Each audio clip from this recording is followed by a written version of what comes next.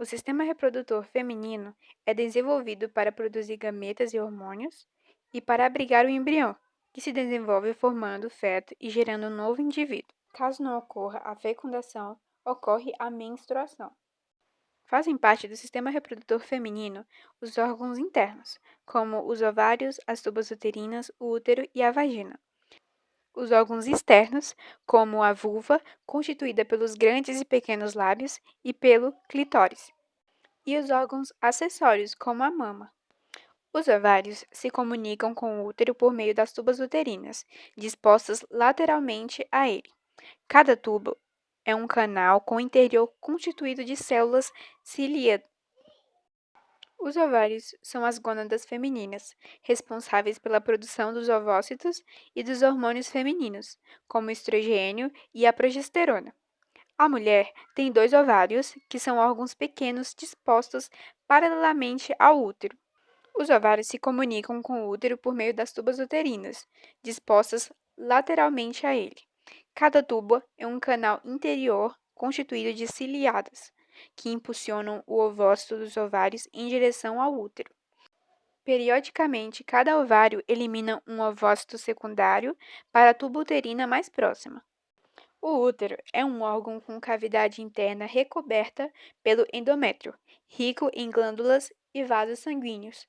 Sua parede tem musculatura de contração involuntária importante para a expulsão do feto no momento do parto através do canal vaginal. A cavidade da vagina se estende desde a base do útero, que é o colo do útero, até a sua abertura, sendo um canal com parede dotada de musculatura lisa, que possibilita modificações no seu diâmetro. Seu revestimento apresenta duas glândulas, chamadas de glândulas de Bartholin, que são produtoras de secreção lubrificante, que pode se tornar abundante durante a atividade sexual. A genitália externa é localizada na abertura da vagina e é delimitada pelos lábios menores, em torno das quais se localiza os lábios maiores. Acima da abertura da vagina há o orifício da uretra, por onde é feita a eliminação de urina. Acima desse orifício encontra-se o clitóris, dotada de um tecido erétil e de grande sensibilidade, sendo equivalente à glande masculina. Os grandes lábios da genitália feminina são recobertos por pelos que protegem tanto a entrada da vagina quanto a entrada da uretra. O útero é dividido em três partes. Primeiro, em perimetro, tecido conjuntivo mais externo. Segundo, o miométrio, mais espesso para contrair na hora do parto. E a terceira parte é o endométrio, o tecido conjuntivo mais tecido epitelial. Na vagina, possuem glândulas de Bartholin, que produzem lubrificante e produz glicogênio, ou seja, um ácido de proteção contra as bactérias. Antes das glândulas de Bartholin, é o ímen, que é efetivo para a produção contra as bactérias. Sobre o ciclo menstrual.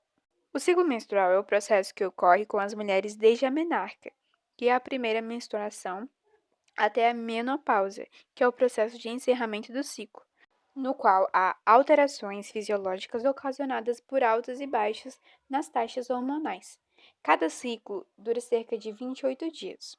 Nesse período também ocorrem alterações nos ovários e no endométrio uterino.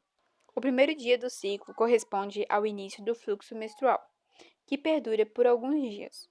O fluxo menstrual consiste na descamação da parte do endométrio, havendo sangramento, que é a menstruação. O material que é eliminado apresenta células, sangue de glândulas e o ovócito número 2, não fecundado.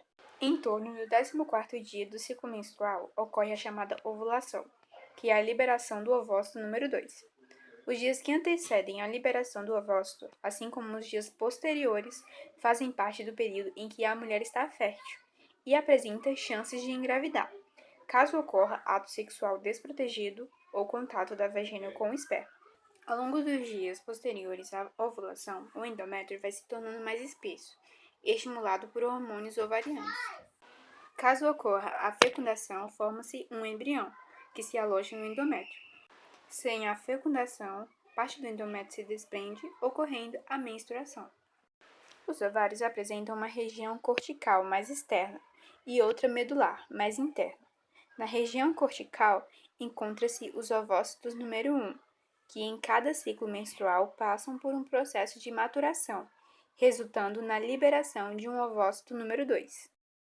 No início do ciclo menstrual, o ovócito número 1 é estimulado à maturação, formando o folículo ovariano, chamado também de folículo de Graafier, que é constituído pelo ovócito, uma célula ainda diploide, envolto por células foliculares, que são estéreis. Durante esse processo de maturação, o ovócito primeiro origina o ovócito segundo, célula já haploide, o óvulo, e uma célula estéril, que é o corpúsculo polar.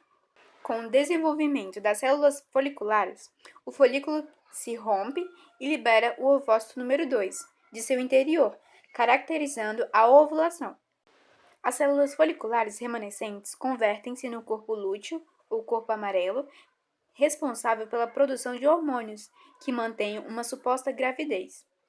Caso o óvulo não seja fecundado, o corpo lúteo será posteriormente transformado no corpo albicans, de menor tamanho, e deixa de produzir hormônios.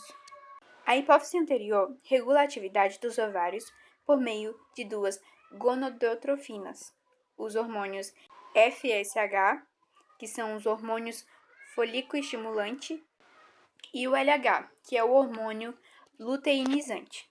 O FSH, que é o hormônio folículo-estimulante, estimula o amadurecimento do folículo ovariano, que produz o hormônio estrogênio. Já o LH, que é o hormônio luteinizante, também regula o amadurecimento dos folículos e a secreção de hormônio progesterona.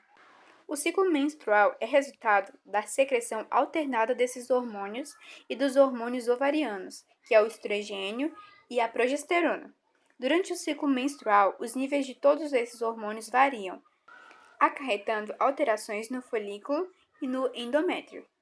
Algumas fases podem ser consideradas, nas quais há a produção dos hormônios e as correspondentes respostas do organismo feminino. São elas fase menstrual, fase proliferativa do ciclo, que é estrogênica,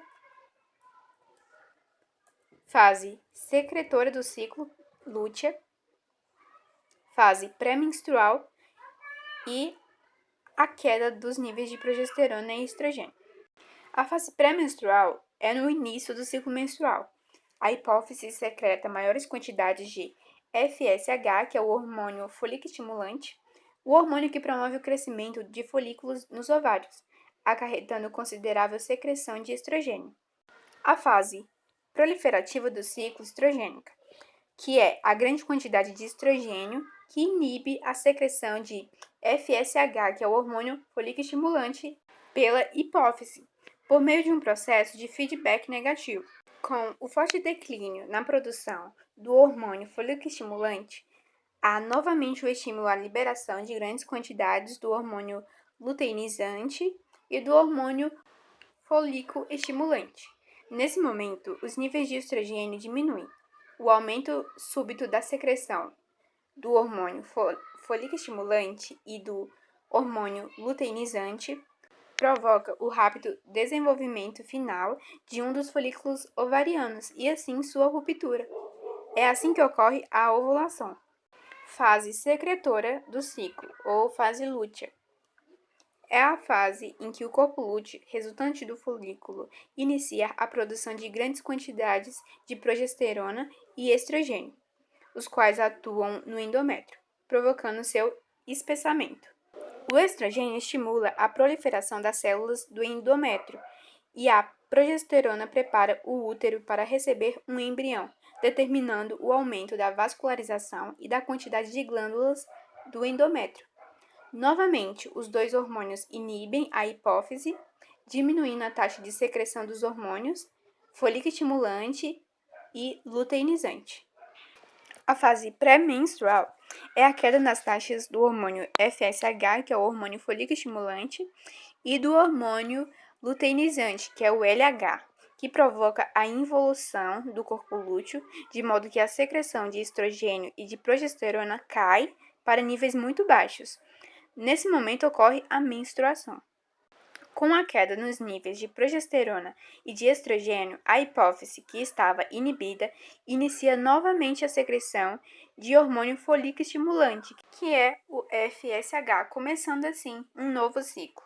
O estrogênio e a progesterona são hormônios esteroides, responsáveis pela determinação das características sexuais secundárias femininas, como o desenvolvimento dos seios, o crescimento de pelos no corpo, o alargamento dos quadris e a maturação sexual.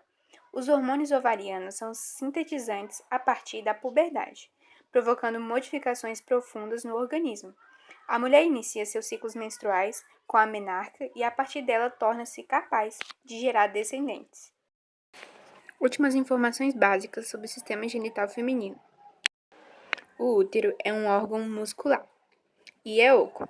Você pode imaginar no formato de uma pera. Em mulheres que nunca engravidaram, ele mede cerca de 7,5 centímetros de comprimento e 5 centímetros de largura. Já o colo do útero é rico em tecido conjuntivo fibroso, tem mais consistência, se expande muito durante a gravidez, mede cerca de 2,5 de espessura e é constituído por músculos também. O endométrio fica no interior do útero e é revestido justamente pelo colo do útero. O endométrio é um tecido rico em glândulas, vasos sanguíneos e vasos linfáticos. A partir da puberdade, o endométrio torna-se mais espesso, preparando a mulher para uma possível gravidez. As tubas uterinas, ou os ovotubos, são dois tubos curvos, com cerca de 10 centímetros de comprimento, ligados à parte superior do útero. A extremidade livre de cada tubo uterina é alargada e franjada, situando-se próxima de um dos ovários. Ao final das tubas uterinas, temos as pregas tubatórias, ou fímbrias. Se não ocorrer, parte do endométrio que se desenvolveu é eliminada, justamente com o sangue resultante da degeneração de vasos sanguíneos no processo da menstruação. Os ovários são estruturas ovoides com cerca de 3 centímetros, localizados na cavidade abdominal, na região das virilhas. Na porção ovariana mais externa, chamada córtex ovariano, localizam-se as células que dão origem aos óvulos. Abaixo da bexiga, nós temos o sistema genital feminino. Dos lados, nós temos as tubas uterinas de Falópio. Ao final dessas tubas, nós temos as pregas tubatórias, que capturam o óvulo.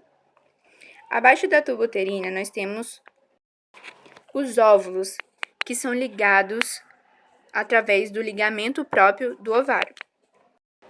Podemos dividir o útero em 4 camadas. Na parte mais externa, temos o perimétrio.